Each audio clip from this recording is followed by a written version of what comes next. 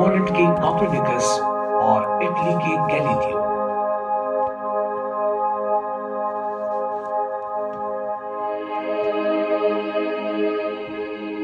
विश्व की शुरुआत कैसे हुई, इस बारे में हमें ठोस जानकारी नहीं है।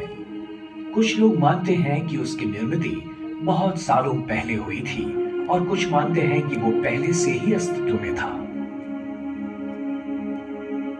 आज के विज्ञान का अनुमान हमें बताता है कि विश्व का निर्माण बिग बैंग नामक विस्फोट से हुआ लगभग 14 अरब वर्ष पहले।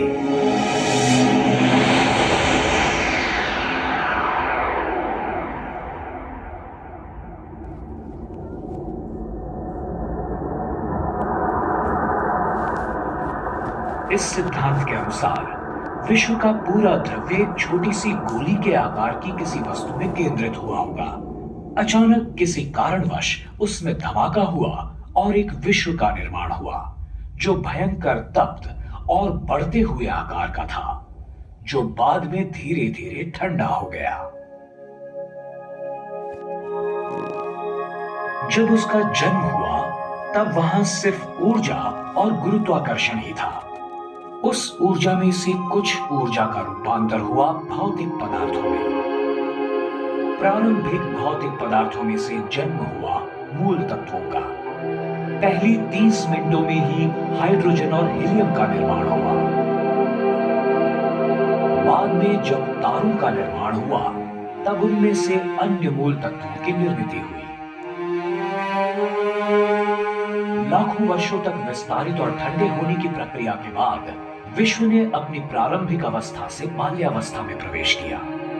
उसके बाद बहुत सारी दिलचस्प घटनाएं घटने लगी।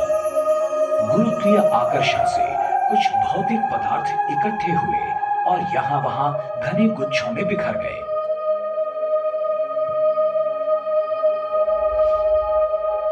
ये वायु और धूल से भरे गुच्छे अंत में ढह गए और आकाश गंगाओं में बदल गए।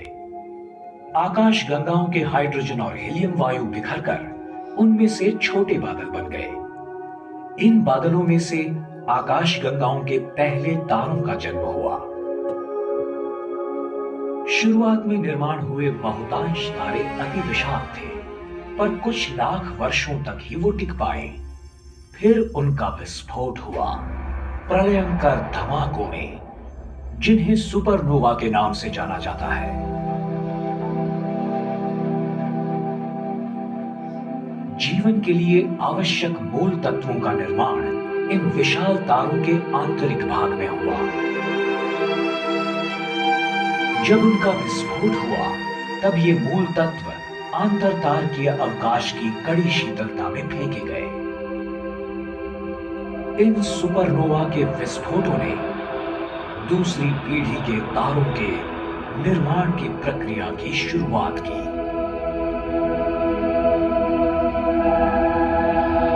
जब तक विश्व की आयु कुछ अरब वर्षों की हुई, तब तक विश्व बहुत जटिल बन चुका था।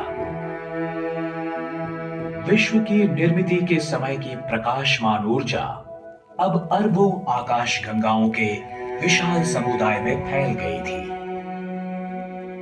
इनमें से कुछ आकाश गंगाएं सर्पिल आकार की हैं, कुछ अंडाकार हैं और अन्य अनियमित आकार की है, जो आकाश गंगाओं के टकराव का परिणाम है।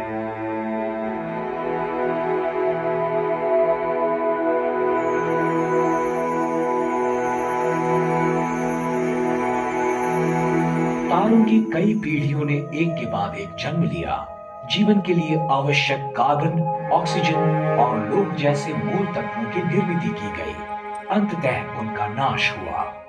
जैसे जैसे विश्व लाख वर्षों में आकारमान में बढ़ता गया, वैसे वैसे वो पतला और विरल और ज्यादा ठंडा होता चला गया। सैकड़ों वर्षों पहले हमारा ये मानना था कि पृथ्वी ही विश्व का केंद्र है।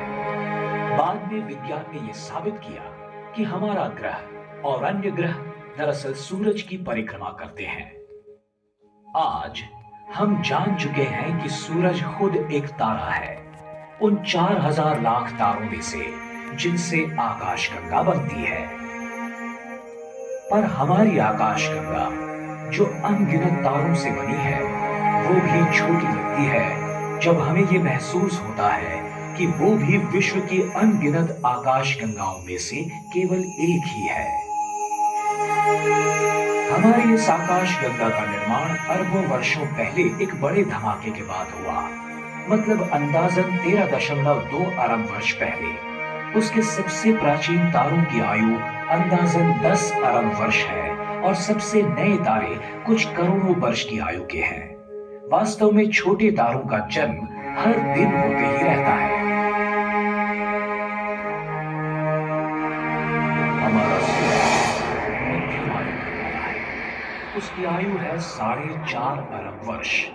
वायु और धूल से भरे एक बादल से उसका जन्म हुआ, जिसे हम सोलार नेबुला के नाम से जानते हैं।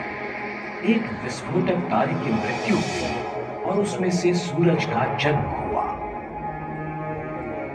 एक विनाश होते तारे के विस्फोट से निकली कंपन लहरों से सौर मंडल की निर्मिति की शुरुआत हुई। उस बादल से निकले वायु और धूल की अधिकांश मात्रा से सूरज की निर्मिति हुई और थोड़ी सी धूल और वायु इकट्ठी होकर सूरज के चारों ओर से छल्लों का तथा मलबे का निर्माण हुआ।